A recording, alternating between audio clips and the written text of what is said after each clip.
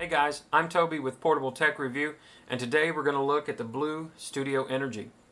Now, if you're not familiar with this phone, it was announced at CES 2015 and was available shortly thereafter from Amazon for $150. Its claim to fame is its big battery. It has a 5,000 milliamp battery, and we'll talk about that a little more later. But first, let's talk about the phone itself.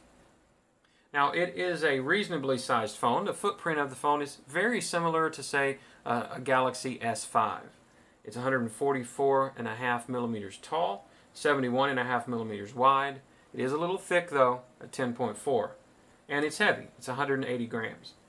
By comparison, the S5 is almost the same height at 142, a little bit wider at 72.5, but it's significantly thicker at 8.1 versus our 10.4. Weight, the Galaxy S5 is also considerably lighter at 145 grams versus our 180. It does include a 5-inch 720p IPS screen with Gorilla Glass 3 and is running 4.4.2 KitKat. Although Blue does say it's going to get Lollipop later this year, I wouldn't hold my breath on a timeline. Inside we have a 1.3 gigahertz quad-core processor along with 1 gig of RAM and 8 gigs of internal storage. On the front we have a 2 megapixel camera, and on the back an 8 with a flash.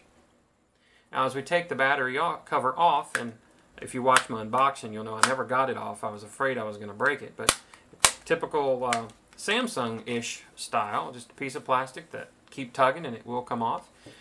We see that the phone does have dual SIM support as well as an SD card slot that supports up to 64 gigs. Now here's what we really are wanting to look at with this phone, and this is the 5,000 milliamp battery. Hopefully you can see that. There is a caution built-in battery. This is not one that you'll be removing yourself. It actually tells us here at the bottom, exposed battery to open flames could result in explosion, or could cause explosion. So let's keep it away from the fire. So as we snap the cover back on, you can see that the back is a matte finish, and even though this is called black, to me it reads more of a gray, but it's a nice looking phone. I like the matte because it does hide the fingerprints. The sides are more of a glossy finish with some chrome edging around the front and back. Your switches here on the side are solid. They don't really have wiggle or feel cheap. And honestly, all in all, the phone feels like it costs more than it does, and I think a lot of that does come from the weight of it. It feels good in your hand. Now, along with your typical inclusions in the box, Blue includes a screen protector, which I haven't used, and this case. It's just a fairly lightweight case, but it offers a little bit of protection. One thing that's interesting about this case, and I have put it on, it fits well and it works well, is if you can see this, there's a chrome ring around the case, which kind of mimics the chrome ring on the phone. So when you snap the case on, you don't lose all of your decorative trim. The other thing that they include with this phone, and that's because of the battery, is this reverse charging cable, which allows you to plug this into the bottom of your phone, and this end will allow you to plug whatever device you need to charge. Now the phone itself feels good. Again, it feels like it would cost a little more than it does, and I think the weight plays a factor there. The interface is fairly straightforward. Some of Blue's devices, they forego the app tray, and that's something that I'm glad that they do have on this phone. It's a very traditional Android experience. There are lots of wallpapers you can pick from if you don't want to download an app to put those on. There are quite a few choices here. As you see, we scroll across the bottom. There are very artistic shots of yellow cabs. And the colors are pretty nice. It's a little oversaturated, but I like that personally. But there's plenty to choose from there. Now the one thing that I will note with the interface is that there's a lag. If you saw that every time you pull down notifications, there's just that tick of a lag. You do have notifications and settings panel here. You'll see we have this widget that is for clearing RAM, and I think that's probably a lot of real estate used to try to free memory. You hit the rocket ship and it frees up some memory, and then a couple of minutes later it's all used again. I think the fact that they use so much real estate for that demonstrates they know that the phone could use more RAM. But again, we're at a price point that they have to make some compromises. Now, some other features that are built in, there's not a lot of bells and whistles, but now here we see they do have a quick settings and an all settings, which is redundant, of course, but very useless in my opinion, because your quick settings are largely the settings at the top of your all settings. So you're not really gaining anything by having it twice. But they do have a smart gestures in here. And the smart gestures gives you a couple of things, useful to a degree, but the one that I like the best is quick operating. Now, double click wake allows you to tap the screen and it wakes the phone. It doesn't unlock it, but it does wake it. That would be more useful if the lock button wasn't so convenient. It's nicely located here, so that's not hard to do. But the quick operating is kind of neat. What that does is allow me, if I want to use the camera, I draw a C on the screen and it opens the camera app. There are multiple gestures that you can do. There's that tick, that pause. But you do have 4 different things, and they are customizable. As you can see here, if I draw a U on the screen, it's going to launch the Google Now launcher. Now, I don't have Google Now set as the default launcher, but if I did, I could actually unlock the phone and bring it straight to my home page by just typing that U. Now, as you can see, the Launcher 3 is the default, so it doesn't launch. But if you had Google Now or any other home launcher set, that would work. Of course, you have all 4 gestures. That takes us to messaging. So that is a nice feature that they've added. They haven't bogged it down with a lot, and there definitely is not bloatware on this phone like you see on a lot of others.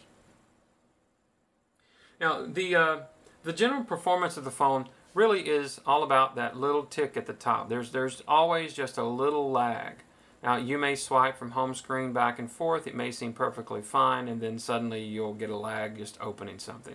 But all in all, the performance is not terrible. It could benefit from more memory for certain, a little faster processor, sure. The phone works well for simple games. Of course, I've got my Clash of Clans on here, and I pull that up and battle once in a while, and that works well enough. I haven't tried to load larger games such as a Real Racing 3 or more intense games. I don't think it would handle it that well, but I have to be honest and say I have not tried that. But from the performance lags that I've seen, it's not something that I feel is in the wheelhouse of this phone. Now, the camera app is very, very interesting in that you do have your typical functionality. And let's see, we'll pull something over and take a snapshot of it. The pictures are okay. They're nothing to write home about. And when it takes a picture, you'll see it takes it pretty snappy. Now, the front-facing camera is only 2 megapixels, so that one not so much. But the issue that I've had with the camera app is that most of the time, and of course it's going to prove me wrong on camera, but most of the time, about the second or third picture you take, the camera app locks up and crashes. And that's the biggest concern for me there. Sound quality, whether it be through the rear-facing speaker, making calls with the earpiece, or Bluetooth in the car, sound quality is pretty decent. You're not going to get super bassy sound from this speaker on the back, but it definitely does work well. Now, probably one of the strengths of the phone for me is the screen. Now, like I said, you probably are not seeing it through the camera here, but the colors are nice. They're a little oversaturated. It works really well for watching video. If you use Netflix or YouTube watching videos, it does a very nice job. And definitely one of the strengths of the phone, in my opinion. It's hard to pick up viewing angles here with the camera. Still working on lighting and such, but you can take my word for it. You have great viewing angles on this phone. You're not going to have any problem watching videos or sharing it with someone standing to your side, that's for sure. But what we're really here for is the battery. this phone comes with a 5,000 milliamp battery, and I'm going to tell you right up front here that as we talk about the battery, the life of this battery is amazing. I have used this phone for a full 7 days without charging. Now, I'm a fairly light user, you know, a couple of calls, couple of texts. Don't really watch video on a phone on a daily basis, but the battery itself definitely has a long life. There are a couple of issues I have with the battery, and one of them is tied into the reverse charging cable. Now, while it works very, very simply, you just you know, line up your cable and you plug it in, and then that gives you, you know, your USB to plug in whatever needs a charge. So the way it works is great. How slowly it charges is the problem. I finally gave up on an LG G3 when I got to 5%. It was really, really slow. I was seeing the battery drop more here than I was seeing the battery gain on the G3. So that to me is a big selling feature on Blue's website. That to me is not such a great option for the phone. Use it for the battery it has and appreciate the fact that you can go a week.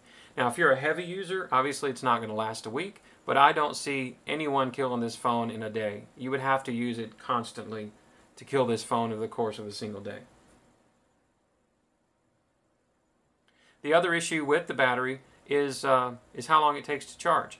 It is a large battery, so of course we have to understand that to some degree, but with all of the fast charging technology that is being made available, this phone is taking 5 hours to go from 0 to 100% charge. And that's with the cable and charger that came with the phone. So the length of time that it takes to charge is definitely a little bit much. So all in all, what do we think about the phone? The good. The price at $150 really is tough to beat. The battery life. It lasts you a week. If you don't use it a lot, there's no way you're going to kill this phone in a single day. And the screen. To watch videos, the screen of this phone is really nice. The color saturation is good. I didn't care that it was only 720p. I was very happy to use this phone watching Netflix, watching YouTube videos in general. The bad, the general performance. If you are coming from a flagship phone, that little tick at the top is going to bother you. The lags that you see, the camera app that crashes, those things are going to bother you. If you're coming from, you know, maybe an entry-level phone and you're wanting to step up in screen size and you're okay with that, you know, then it may not be as big of an issue for you. And finally, no LTE. This phone does not support LTE at all. It does include bands for HSPA Plus for AT&T and T-Mobile. I'm currently using T-Mobile for my service, and with this phone I got about 6 Mbps. Not terrible, but not the blazing fast speeds that everyone is becoming accustomed to. Again, if you're not used to having LTE, you're coming from more of a budget phone, that's not that big a concern.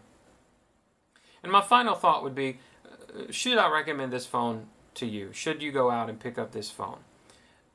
I would say, unless you're someone who really needs a phone to last days on end, or you're a very heavy user and you can't find a phone that lasts all day, unless you're one of those people, I would have to pass on this phone. Some of the lagging performance would definitely offset the long battery life. And here's the thing that really came to light for me reviewing this phone. Every night I would sit it on the nightstand to go to sleep right beside my charger.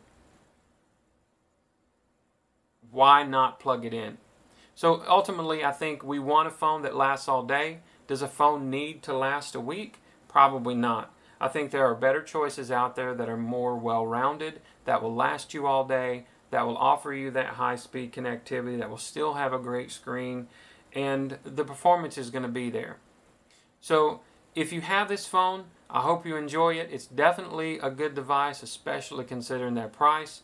But if you're looking for something that's more well-rounded with the speed of connectivity, with the ability to play games and apps and not see the frame drops or the lags, like that, then I would recommend checking out something else.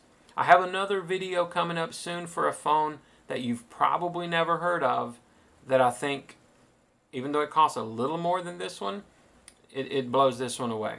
That's all I'm going to say about that for now. You're going to have to stay tuned for that video. So again, thank you so much for watching my video today.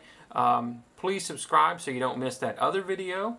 And if you like what you see here, give me a thumbs up. If I missed something and you'd like to know more, leave a comment. I'll do my best to answer any question I possibly can.